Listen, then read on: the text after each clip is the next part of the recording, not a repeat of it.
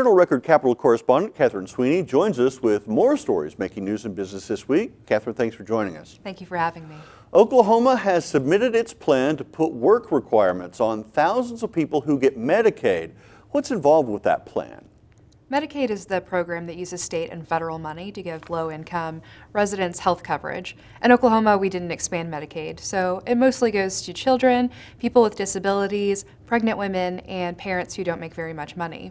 This would apply, because we didn't expand for Medicaid, only to those parents who don't make very much money. Everyone else would have an exemption. We're one of 5 states who have applied for these work requirements, but didn't expand Medicaid, so we'll see how that goes.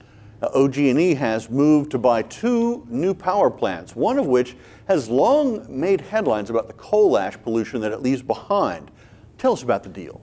Well, to buy these 2 power plants, they spent about $53 million. That deal closed this week.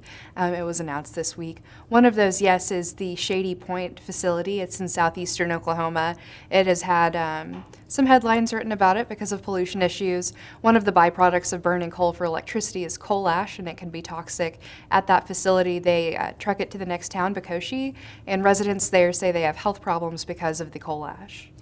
The Laura Dester Children's Center in Tulsa is open again after the state was forced to close it under a court settlement involving children in foster care.